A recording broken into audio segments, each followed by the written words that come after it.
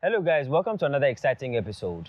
I am truly honored today to interview some really exciting persons who are doing some pretty amazing stuff in the edtech space.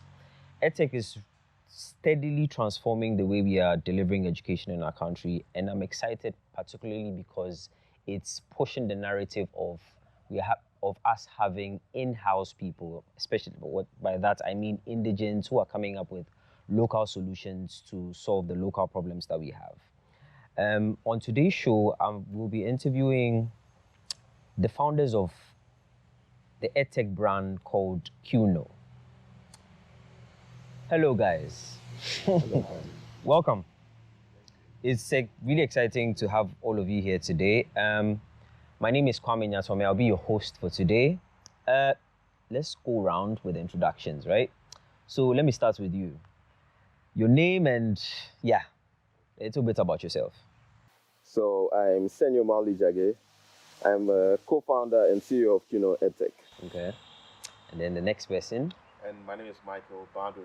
Okay. I'm also a co-founder and the CBO. Okay. Of QKnow. Okay. All right. And yes, sir. I'm Eja Okran. Okay. I'm also a co-founder and CEO of QKnow. Awesome. So there's Senyo, there's Michael, and then there's Eja. Okay, so in my introduction, I spoke about how edtech is transforming the way we are doing things in the education space, right? And I'm particularly excited about you guys and the stuff you've come up with, which is your brand called QKnow. I want you to talk a little bit about this edtech brand that you've put together called QKnow. All right. So QKnow basically is data-driven educational software aimed at delivering quality education to all stakeholders in the educational space. So usually when we talk about data-driven, we're talking about what learning data the students are giving us to enable us to improve their academic outcomes. So we're thinking about quizzes, we're thinking about how they access our content, how much time they're spending on our content, how they're using our content to improve their performances. And once we know what their limits are or where they're very good at, we're able to then, fine-tune our delivery of the content to match each individual student. Interesting. I mean, the things that stand out to me is the fact that I'm hearing one word. So there's data, and there's capturing that data to be able to basically identify the learning journey of the students who use the product. Yeah. Michael, what would you say is, when it comes to the edtech space, I want you to give a brief overview of what you're seeing in Ghana today. There are so many of them popping up, but I want your take on what's happening in the space. Okay, so currently in the edtech space, there are several solutions trying to address certain challenges. But I think the unique thing about what QKnow is trying to do is trying to start at a very young age and cascade up to the older age range as well. We are trying to also focus on STEM. So STEM is science, technology, engineering, mathematics. We are very keen on STEM because we also believe that is a key driver of, in the longer or the bigger space, economic growth and revolutionizing the country and our generation for what is next and what is to come. Awesome. Eja, quickly to you, pre-COVID, the talk of edtech was very minimal, almost non-existent, right? You go to certain spaces, certain schools actually, and you talk about the fact that you've come up with a solution to solve, some administrative, some, student-centered, and, they basically just take your details and then never get back to you. Would you say COVID was a blessing in disguise for what's happening now in the edtech space? That's a yes for me. Okay. Because we started this business way before COVID. Okay. And we faced the difficulties Right. we were talking about. Yeah. And we see that the stakeholders that we are meeting now, they are more acceptable of what we are bringing on board, and they are more eager to take advantage of the quality that we are bringing their way. So I'll say it's been a big blessing to us Awesome. as a company. Awesome. I think we need to just go straight in. I'm eager to find out more about your company and the exciting things that you're doing. So when was this company formed? Anybody can take it. Maybe Senor can take it. Okay, so I'd say the idea for the company, it came just before we started national service. So we're looking at 2011, around that time, around that period. So we just had an idea of what we wanted to do. I think the main thing wasn't actually doing education. Maybe we're looking at doing things around Ghana, the history of Ghana, and then actually putting a lot of content where we can teach students about those things. But conversations with my other co-founders, they thought, focusing on our syllabus or different types of syllabus in the country would be able to reach more people and build a product which is more meaningful to improve education. So the idea was there in 2011, but it's been changing over the course of the years until now. Interesting. From 2011. Wow. Wow. I was doing a bit of research about your company, and I found out that there are about five co-founders who came together to do this. I'm excited about partnerships, and unfortunately, in this part of our world, we don't typically hear about people coming together to form a business. It's one of a few. Michael, I'd want you to touch on this. How did all of you come together? This coming together to partner to come up with a unique edtech product that is going to positively change, the education space in the country. Okay, so I think a lot of credit goes to Senor. Okay. I mean, we're all friends, childhood friends. Okay. First of all, through school, Okay. and then through living in the same neighborhood. So the major credit goes to Senor because the initial concept of the idea was from him, and he was open about it by saying that we needed different skills, and he was also willing to let other people, especially ourselves, and the other two co-founders, come on board. So he opened our eyes, and then we spoke about it and we bought into the mission. So could you mention the 5 co-founders for me and what each of them do in the company? So we start with Senor. Senor is obviously CEO. He runs the show. CEO, he runs the show. He calls the shots. He gives us the direction. Like you say, his right-hand man, making sure that I get in touch with all our stakeholders, internal and external, to make sure that our product is going out there. Michael here is in charge of business, everything business, marketing.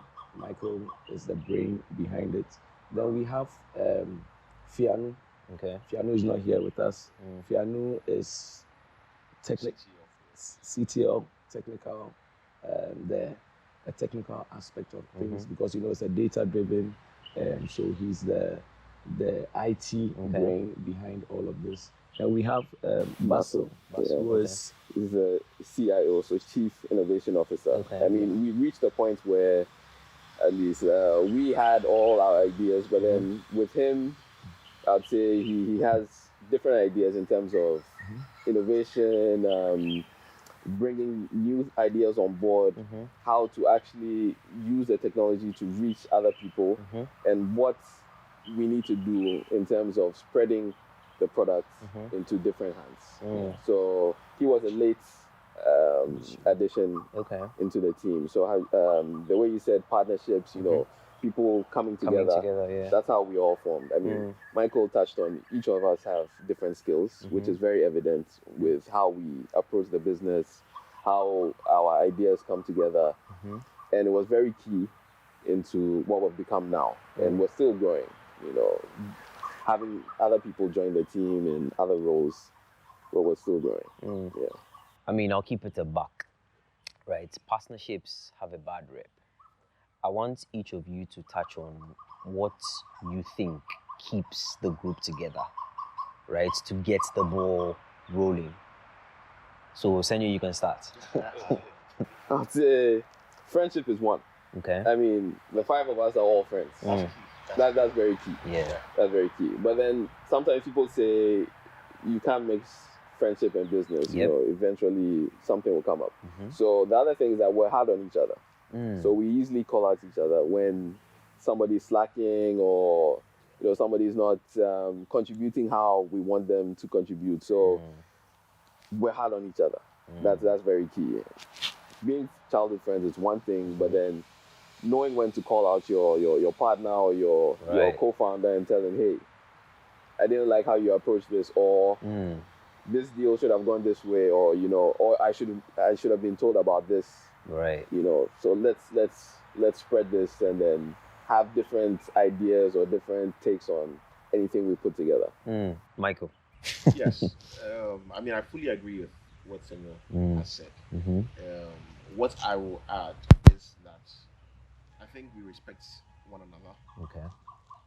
And what I mean by that is we have segregated the roles in such a way that we all know what the deliverables each person is. Right. Now, with that said, we still give Senor that office or that, for lack of a better word, capacity. Okay. Right? To give that final delegation and say, okay, we have all these pieces. Let's move these pieces of the puzzle into this direction. Right. Okay. So there are times, like he said, we are hard on each other. There are times there are things he does or he says, I do not necessarily agree. Right. I say, yeah, I don't agree. I was going to come to that. Yes. But at the end of the day, I will say, okay, you know what? Fine. CEO, what's the direction? Yeah. Forward, left, right. Right. All right, let's go. So that's it. Interesting. Ija, I'd like your opinion as well. Well, I agree with what they've said. I think we are only being called as friends. We are like family. Okay. We are family, and I think we are also very professional with what we do. But in my opinion, I think the vision drives each and every one of us. Awesome. We know that it's bigger than us. Right. It's going to impact our world, and that's why we bought into the idea in the first place. So whatever the case is, we know that there's a vision that we are trying to arrive at. And so we go past all our challenges and we try to get to that place. I love what you said, because I've come, I think day in, day out, I realize how when the idea or the vision is bigger than, all of you, and all of you seem to realize that it is bigger than you, the little squabbles, etc., become so minute and you just ignore them. But keeping it back again, has there been a moment where it was difficult arriving at a decision as to what to do going forward? And how did you resolve it? I'm asking this to sort of, just shed more light onto how practical partnership works, Okay, I would say there have been some difficulties, arriving at decisions where we're 5.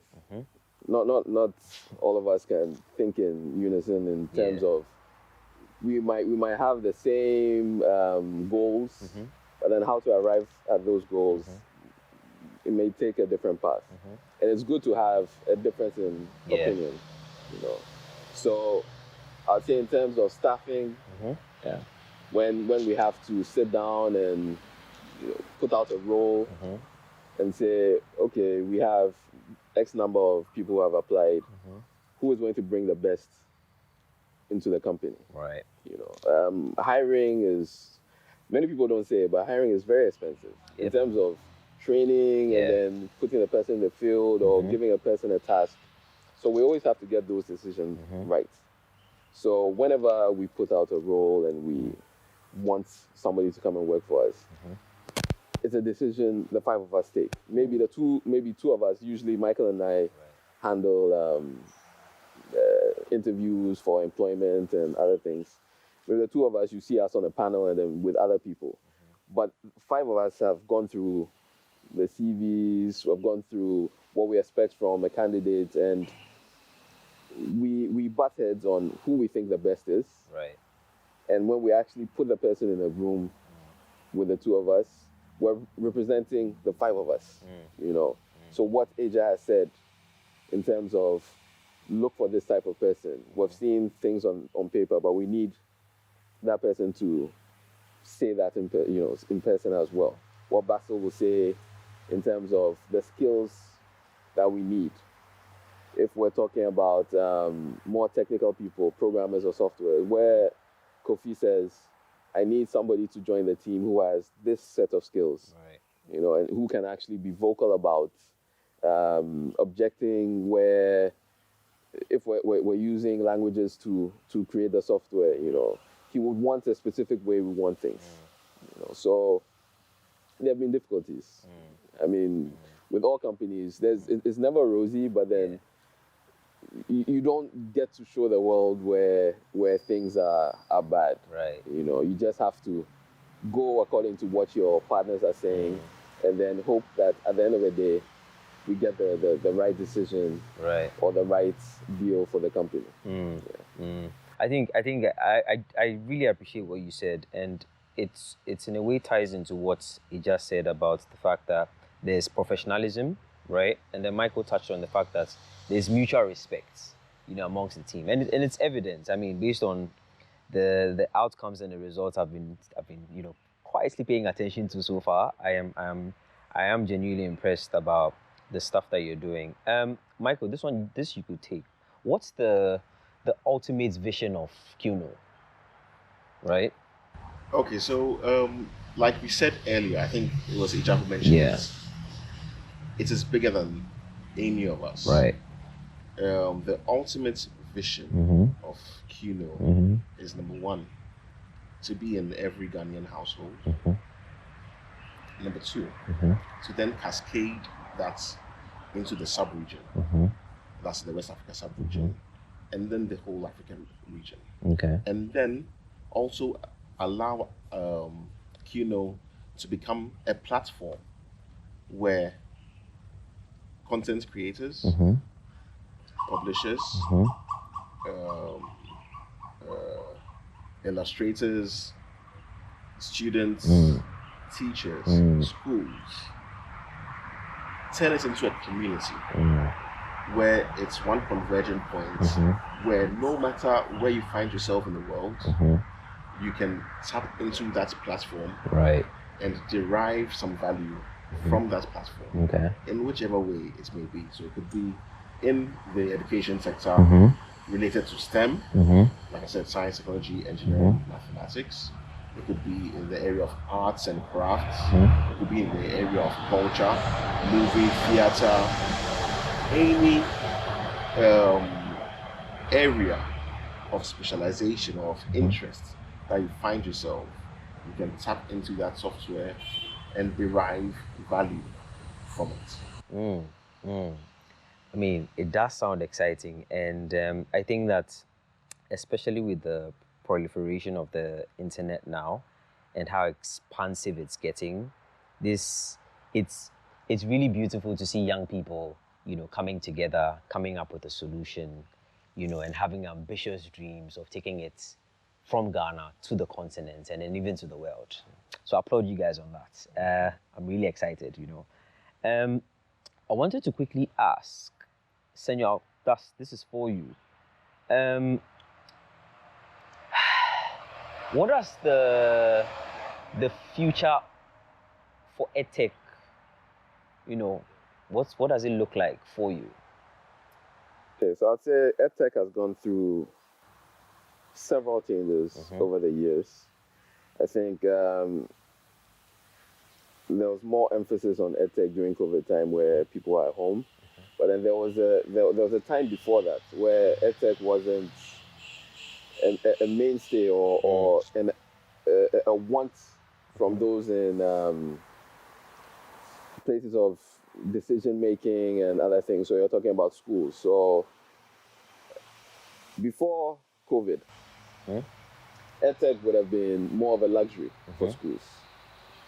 So you're looking at private schools who think EdTech is necessary for them for extra education at home, maybe sometimes for fun quizzes in the school, where some schools encourage bring your own devices to school, or they have computer labs where, you know, EdTech software is installed on those platforms. So that was used then doing, for private schools. Right. Yeah. So we, as a young company, approaching different schools of different levels, we had our difficulties trying to preach what we were doing. So those who actually bought into it, maybe they were at very good standing. And then by 2020 March, everything just, the system just changed. Right. You understand? So those who had been building stuff, just, you know, hoping one day EdTech will be recognized. That's when we came in. That's where the major players came into. So for at least 2 years, entering into 2021, EdTech was a very good tool. But we always had in our mind that it would change. COVID wasn't going to stay forever. Right. So what do we as a company do to encourage that our products or our content will still be used after COVID is more or less out of the system? So then we had to, I wouldn't say pivot, but then we had to start looking at other things. And Michael touched on that, where he says, you know, you're looking at culture, you're looking at arts, you're looking at anything that you can bring to a platform where education is being done. We're looking at financial literacy. We're looking at even teaching kids at a young age what a brand is, what marketing is. Because they see these things. I mean, you see the big brands, you see the Coca-Colas. How did these things come up to, you know, to be? Right. So these things are all learnt. So now putting more content or varied content onto your platform where students love reading, but you have to give them the type of content that they need to learn new things. It's very key. So that's where we came in saying, okay, we taught science, we taught math, English, social, but let's go into STEM. Let's provide a lot of content on STEM. Robotics, drone flying, electric cars. You're thinking about history of science. All these things are now on the platform where we're putting so much content where a kid comes onto the platform. If they're done with learning the normal stuff, the social studies and the rest, we have other content there where it's more interesting for them to be on the platform. So I think EdTech has evolved. EdTech has really evolved from before COVID, during COVID, and then after COVID. So you need to have a plan. And we have a plan for the next 5 years, for the next 10 years. And as we said, the vision is big. It's bigger than we over here right now. So we have to adapt to that vision. And we'll see what comes of it. In the future. So for you, you know, you are high on the optimism that things are looking good, and you know, as time goes on, people are going to embrace EdTech products, right? Yeah. To why we're here today. So a little bit told me about this Genius League that you are organizing, and I'm seeing all your t-shirts and I'm seeing the Genius. What is this Genius League about, Michael? Okay, so the Genius League is a competition that has been organized to bring students between the ages of about 10 to 15 together to test their skills through the medium of quizzes. These quizzes are timed. You get to know, how you fared over the course of a period of about 10 to 12 weeks. Oh, okay. Now, it's not, I like to call it a learning curve. Because it's not necessarily like a written test or a class test where you write it once, it's wrong, and then that's it. Mm-hmm. It's a learning curve where every weekend there's a quiz. Mm-hmm. There's one on a Saturday and there's one on a Sunday. Okay. And it changes over the course of these 10 to 12 weeks. So even if you did not do well or you got something wrong on the first weekend, or on the first day of the first weekend, there is always another time or another opportunity to try again. And we are really big on promoting the value of not giving up. So it's not about I got it wrong, or you are not good enough, or you are last. It's about, it's okay. You didn't do well this first week. There's a second week. There's a third week. There's a fourth week. It goes on and on. Life itself is a learning curve. So we are now trying to inculcate those values from a younger age. I mean, I'm listening to you, and I especially like the fact that you are making it, you're leveraging on the internet to make this quiz, available to a wide number of students. 1, 2, I like the fact that it touches or it focuses on you learning, right? And then the other bit, which is the competitive nature, in all of us, right? So if I have 5,000-10,000 people in a competition, definitely I'm going to learn something. But then the fact that, I could climb up and I've, beating, quote unquote, if you like, this number of people makes it exciting. Exactly. And I find that really exciting. Eja, do you have anything to add to that? I think Michael has covered almost everything. As he said, it's going to be over a 10 to 12 week period, and it's going to be on the weekends. And like he said, we are looking at the accuracy of answer and also at the speed at which you can answer these things. So that is how these kids are going to be run with the questions and the quizzes that they take. And like you've said in your observation, it's going to be online.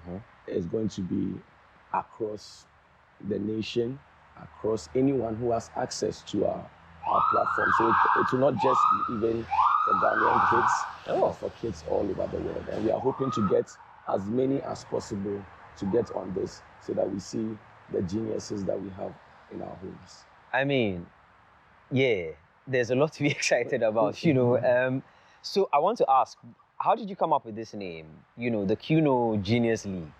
Senor, if you could touch on that for me. Okay. I think it's something Michael and I have been discussing quite a bit. So it will be a 2-part answer. But it's we're looking at ways to encourage kids. Yeah. You understand? Every kid can be a genius. You put your mind to something. Yeah. You can excel at that. Yeah. We don't want to leave any child behind. That's one thing QKnow doesn't want to do. That's why we're bringing this product into several homes. We want every child to have to show the potential they actually have. We're giving a platform to all students. Most of the times we have kids who may be brilliant, but they don't have the right platform to actually show these things. So we're hoping that by creating this Genius League, by giving the name Genius, we encourage them to come out of their shells and then be able to showcase what they have. Not to just us, but then Ghana as a whole. Right. So, sounds. Yes, and sounds okay. And also, like Sino rightly said, we chose the name Genius because ask yourself, what is a genius? Yeah. A genius can be a genius in anything. Yeah. So they can be a gardening genius. Genius, right. They can be someone who's good with arts and crafts, who's a genius in that. Right. There are people that can use beads to create paintings. Right? People who can use stones to create paintings, real, like live. Right? So there's so many things or areas of expertise that you can be a genius in. So it's also a way of opening our minds to not just being a genius or not just being classified as I'm good at math, I'm good at English. By being on a platform already, you are a genius. Awesome. Lastly, in psychology, it's very important to also have positive reinforcement for young kids.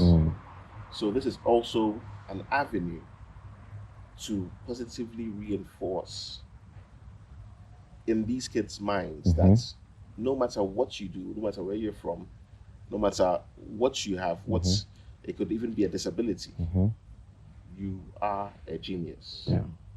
Even by being on our platform, even if you took 4 of those quizzes, right, you are a genius. Yeah. You're doing a good job at selling it. I'm really excited about it. So, I mean, with the advent of COVID came certain phrases. So there's the new normal. Gosh, we've heard it so many times. New normal. And then there's also this thing of online.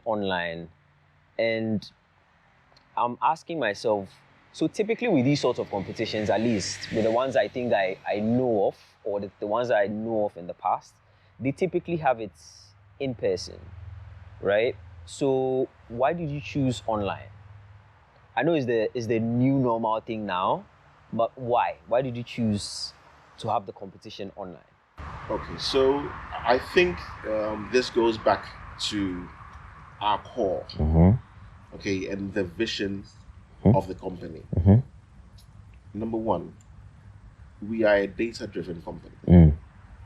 So by mining this data, we aim to be able to also project, advise, counsel these young students, and also guide them into certain paths.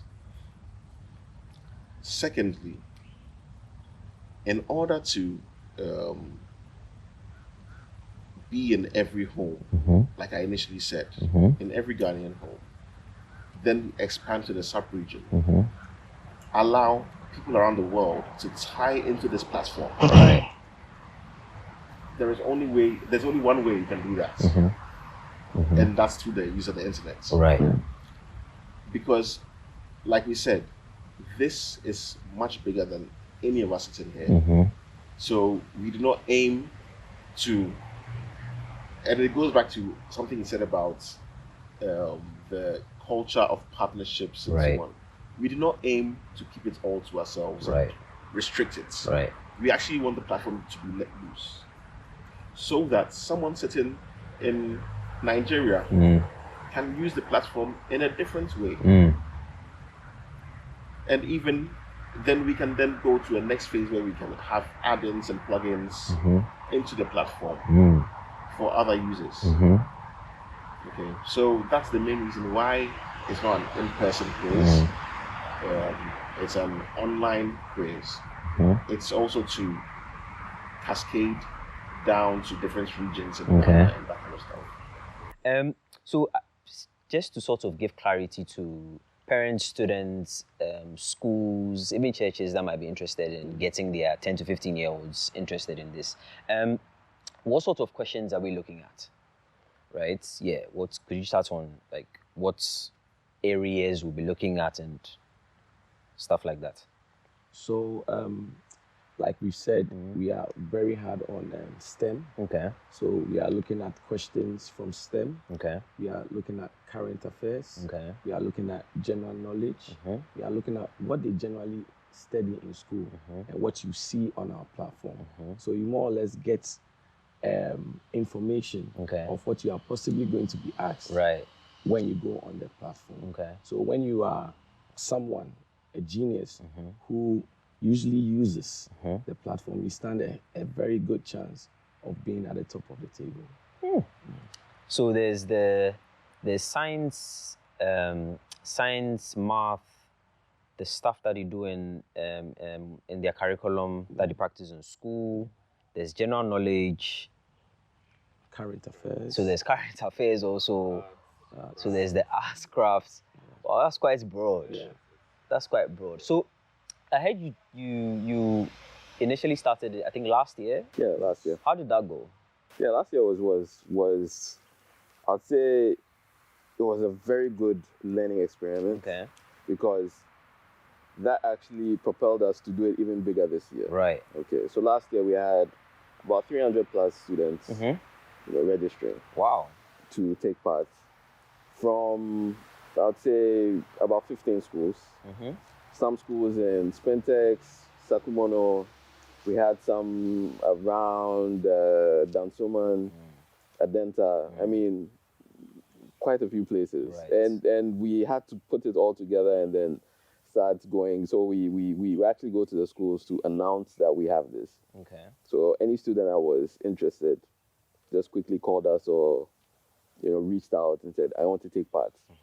And we're able to reward the top 10 last year. And the winner was from a school in Spintex called Lovely Arms Montessori School. All right. Her name was Wilhelmina. I think she was in JHS 1 at the time. So she won. She got a tablet from us. She got some stationery and then a 3-year subscription. And through last year's competition, we had so much information going forward. In the top 10, we had 6 girls ranking the highest. And then if you move on to the top 20, we had 14 girls, doing well. So it always comes back to us being not a in-person quiz where you have students being able to take it online. They're a bit more calm. Yeah. They're a bit more relaxed. Yeah. They're prepared for it. Yeah. And then they just sit down and then take the quiz. And they're very confident, Usually, some of these, I would say, in-person quizzes, you have a lot of boys' schools, dominating and other things where the girls' schools won't be too evident in these quizzes. But with our online quiz, the girls were dominating throughout. If you go into the top 100, girls throughout. So this year, Wilhelmina will be participating in this quiz. I mean, who knows? She might win again. But so far, with the sign-ups, we've met some brilliant students who have signed up already. Yeah. And it's going to be interesting. Yeah. Honestly, it's going to be very interesting. So if she keeps her crown, wait and see. Interesting. Good luck to her. But you mentioned something that piqued my interest, and I'm sure it's piquing the interest of the viewers listening to that as well, which is prizes. I heard something about prizes and I'm like, okay, so there's the tablets. Okay, so touch on the goodies that I'm going to get if I get to maybe the top 5 or top 10. And then mention the sponsors that have joined this exciting challenge. I think the three of us will touch a bit on it. Yeah, please, feel free, Let me go in. Just first, I mean, last year we sponsored everything on our own. So we saw the success of it, and then this year we started working at getting partnerships and sponsors who are interested or who are interested in children education. Right. They have an eye on that. So luckily we're able to get quite a few on board who believed in our vision. We mentioned our vision. So anywhere we're going, we have to pitch the vision to any partners or sponsors who are coming. So we're able to identify those in that space where they care about children, they care about education, and we brought quite a few on board. So this year, in terms of partners, we have TEF Devices, who are our device partners. So we're looking at tablets, we're looking at portable speakers from them, we're looking at headsets, headphones, from them, power banks as well. Then we have A-System Robotics, who are going to reward the 10 top ranked students with a 6-month free course in programming, drone flying, robotics. So, I mean, they're into empowering children in STEM. So once they heard about what we're doing, there was no back and forth. They're like, let's sponsor this. Awesome. So we have Pinkberry as well. I mean, the kids love Pinkberry. After all the hard work. After all the hard work, and not only that, I mean, Even the adults love. Yeah, the adults love pink berries. Guilty as charged. So the adults Awesome. do love pink berries. Yeah. So then we also have Yetra Esports. Yeah. So they're gaming or esports lounge at the Accra Mall. Okay. So the kids will have a free, full day gaming experience. So those who love FIFA now, EA, FC, yeah. So we're not old. I mean, right. We know the changes. Yeah. Right. So all the types of games that they want. Yeah. So I think Michael can touch on that. On the few, okay. Yes. So I mean, aside the yogurts. Yeah. You've got to get some food. Yeah. So we have junkies on board as well. Okay. Across best burgers. So and what I wanted to also say is that some of these sponsors, it's not just the top 10 students that are getting rewarded. Okay. It's some are for their families, some are for their friends, with their friends, and some are with their classes. Okay. So it's not just that individual. Some of them, for example, are Pinkberry and so on, are junkies. The family is going to be accompanying the winning students as well. There's also Wopeka, who are also going to reward the top 10 and especially the top 3. So the top 3 are going to get chauffeurs. Oh wow! With SUVs, nice, beautiful SUVs, driving them from their houses to whichever location, such as Pinkberry, Junkies, or Yetra, wherever they need to go to get their rewards. Right. Yes. Now I wish I was 15 minimum. I want to add that Right. We are still open to many more sponsors. Right. If you are watching this and you are interested in joining the team, getting involved, we are very open. I'm sure our details will be attached to the video. Okay. So we are very open to getting more sponsors so that these geniuses will also receive prizes from you. Yeah. I mean, like, it genuinely does sound exciting. Okay, so now, there's also one. Yeah, so we have a lot.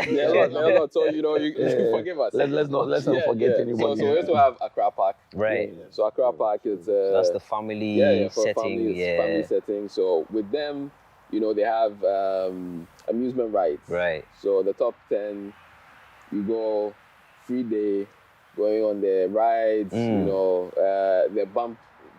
How do you call it? Bumping cars or something. Cars. And then we also have stationery from School Power stationery as well. I mean, students, they need stationery. Definitely. So yeah. It's a good mixture. Yeah. Okay, so I'm hearing all the good stuff. So there are the exciting prizes, there are the exciting sponsors, there's the quiz and what it entails, etc. I'm a 10 to 15-year-old. How do I join? When does registration start? How do I sign up? How much does it cost? Give me all of those details. Yeah. So there are several ways you can enter the competition. Okay. So one, you can sign on through our platform. Okay. If you're about the competition, and then you want to sign up, you can sign up through the platform. What's the... So it's QKnowEdtech.com. Okay, so it's QKnow, as in QKnow Edtech, EDTECH.com. Okay, good. So you can sign up through there. Yeah. And we also have numbers that you can call for assistance to get you registered. So I'm sure the numbers will appear in the video as well. Right, okay. And basically, we went to a lot of schools, so we signed quite a few students from the schools as well. Yeah.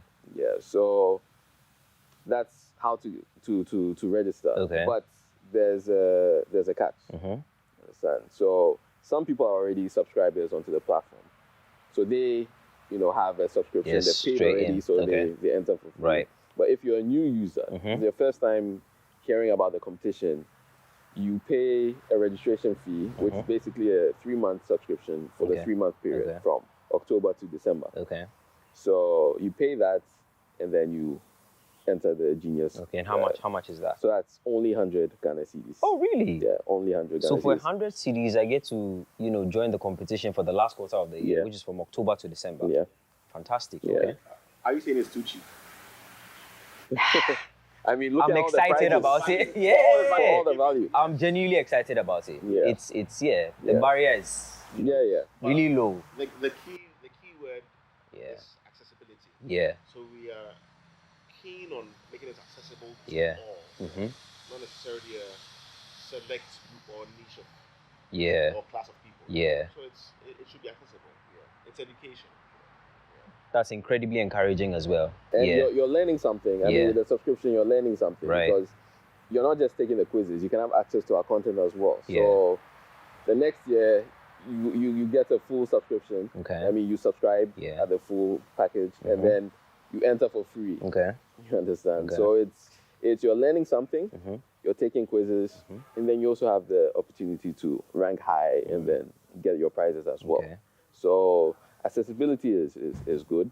Okay. We're trying to look at the numbers. I mean, the prizes will reel people in, but then you're going to learn something whilst you're on the platform. Good. So, okay.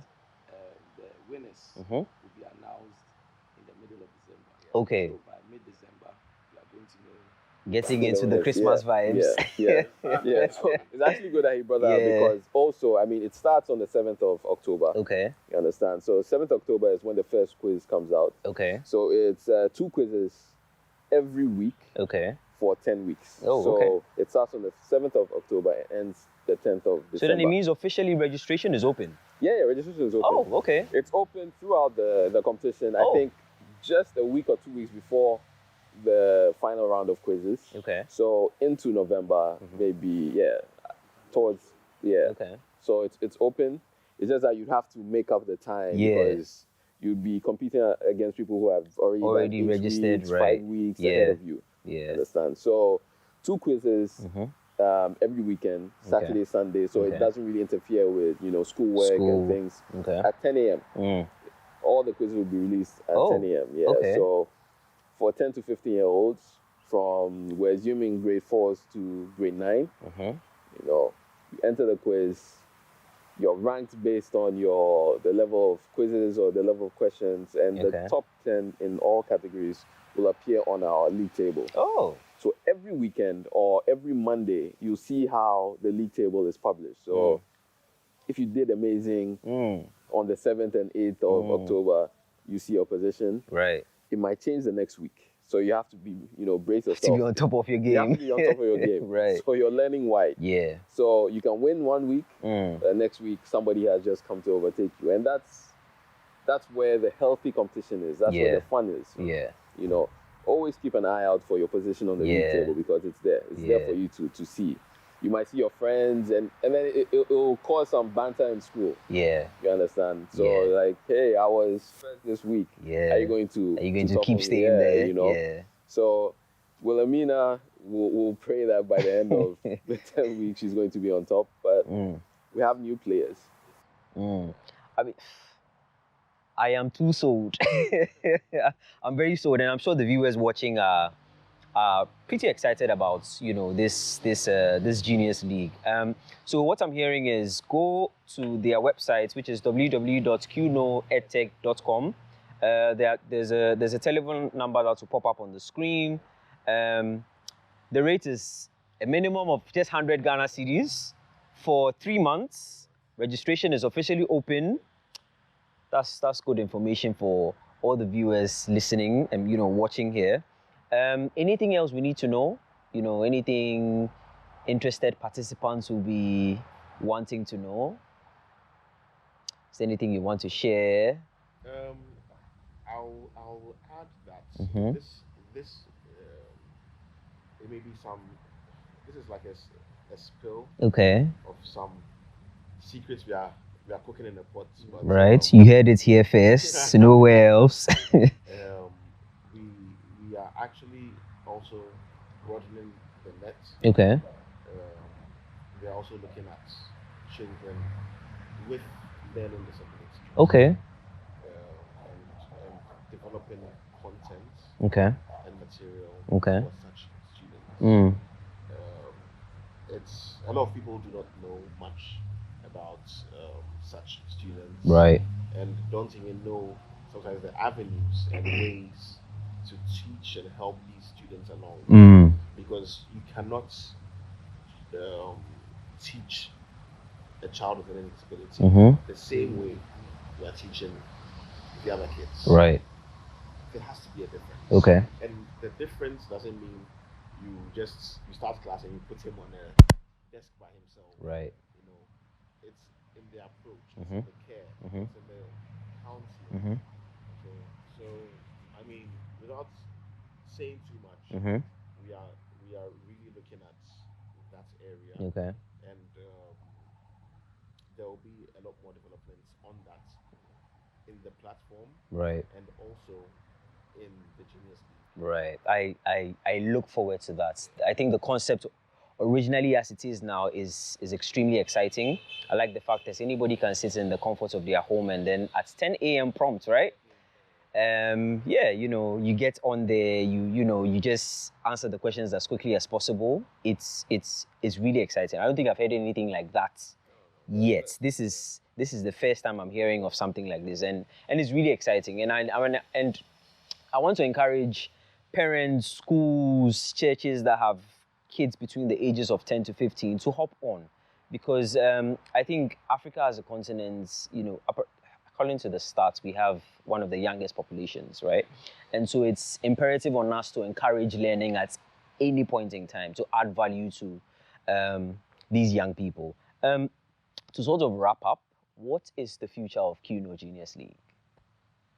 I know you touched on it a bit. Michael touched on it a bit in that he's looking to expand. We are looking to expand the scope, i.e., take into consideration children with learning disabilities, etc. But could you expand? You know, are there any other exciting things that you'd want, you know, the viewers to know? I think okay. Let me start off, and then the rest can also touch on it. I think so. Yeah. Now I would say we're the biggest online competition in Ghana. Yes. Because nobody's actually doing online competitions. I like that. You should say that again. Yeah, the biggest the biggest online learning competition in Ghana. Awesome. In Ghana. I like that. Yeah. You can quote me anywhere on yes. that. Yeah. So, I mean, we can take that, title for now. Yeah. But the idea is to be even bigger. Yeah. You understand? Yeah. Hit all the 16 regions, you know. Yeah. Then we go into West Africa. Yeah. So the biggest online quiz competition in West Africa. And not just limiting it to science, math, yeah, you know, what they learn in school, but then so many things. I mean, we said there's so many geniuses in different fields. Yeah. Why limit it to what they're being taught in class? Yeah.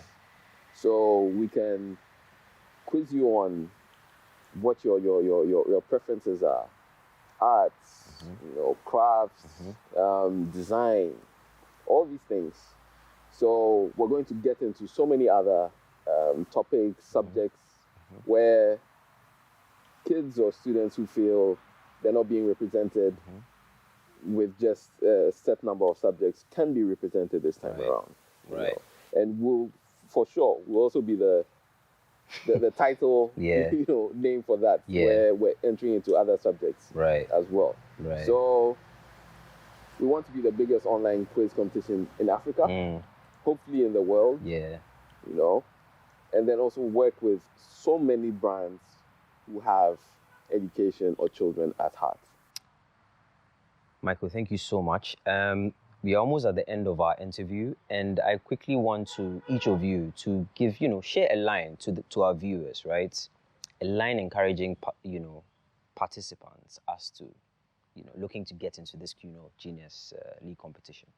Just one line, just a small line of encouragement to the participants. Yeah, they just shoot. So just be the genius you are.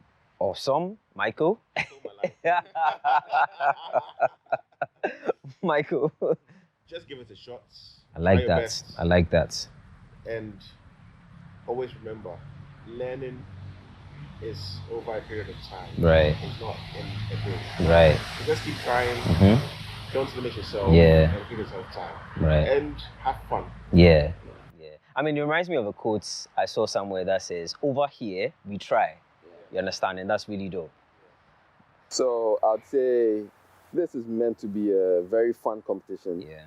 I mean, you're competing, but it's a healthy competition. I think we need to encourage healthy competition in our schools, in our classes, amongst our friends, because then you have difference of opinions. You have people trying to be the best, and it will help the nation generally. So it's a healthy competition. It's fun. Just see what you can do. There are prizes to be won. Just try your best. Senor Michael Eja, thank you guys so much for sharing, your brand, sharing your energy, sharing this exciting competition, with all of us. I just have to say that I am, it's a privilege to be in your midst today. It's beautiful to see young people coming together to collaborate to build something that is bigger than themselves, that is positively going to impact children, for God knows how long. I appreciate all of you. Thank you for teaching me a thing or two. And for entrepreneurs who are watching, this is your cue, right? To partner with that friend, to partner with that colleague, to be able to push the vision even further, right? And for the competition, for the viewers watching, I don't think you need any more convincing. The prizes are exciting. The sponsors are excited about education, and you have founders who are really passionate about pushing learning and ensuring that no child is left behind.